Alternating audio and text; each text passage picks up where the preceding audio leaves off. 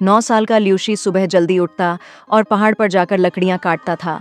वह अच्छी लकड़ियां इकट्ठा करता और उन्हें बेचने के लिए दूर दूर तक ले जाता।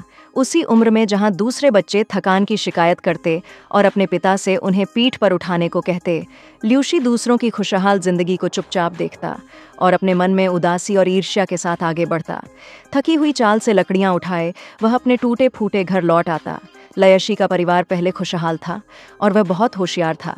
बचपन में मात्र 6-7 वर्ष की आयु में ही वह गुरु के पढ़ाए ग्रंथों को याद कर लेता था, लेकिन जब उसे अपने माता पिता की सबसे ज्यादा जरूरत थी तब दोनों का देहांत हो गया और वह रातों रात अनाथ हो गया। फिर भी उसने हिम्मत नहीं हारी। वह दिन में लकड़ियां काट कर गुजारा करता और रात में चांदनी या बर्फ की रोशनी में पढ़ाई करता। उसकी माँ का छोड़ा हुआ एक बड़ा सफ़ेद कुत्ता उसका इकलौता साथी था। ल्यूशी को पढ़ाई का बहुत शौक था, लेकिन उसके पास इतना धन नहीं था कि वह दीपक जला सके, इसलिए वह कम समय ही पढ़ पाता। एक रात वह चुपके से पहाड़ पर बाउलिंग मंदिर गया, जहां बुद्ध की मूर्ति के सामने जल रहे दीपक की रोशनी में पढ़ने की कोशिश की। उसने बुद्ध से माफ़ी मांगी और 3 बार माथा टेका, फिर किताब पढ़ने में जुट गया।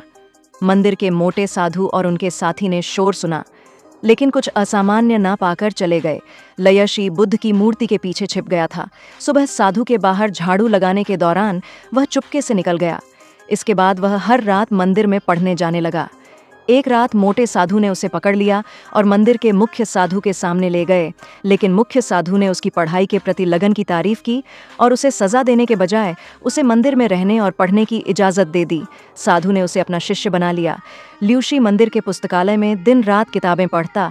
वहाँ उसे बौद्ध ग्रंथ और इतिहास की किताबें पढ़ने को मिली, जिनमें वह पूरी तरह डूब गया। मुख्य साधु उसे बौद्ध ग्रंथों की शिक्षा भी देते। एक बार साधु ने कहा कि लेखन और पढ़ाई का आधार दिल होता है। 10 साल की कठिन पढ़ाई के बाद ल्यूशी ने अपनी पढ़ाई का सार एक किताब में लिखा। साधु ने उसे अब और कुछ सिखाने में असमर्थता जताई और उसे विद्वान शेन युए के पास भेजा। शेन युए ने ल्यूशी की किताब पढ़ी और उसकी तारीफ की।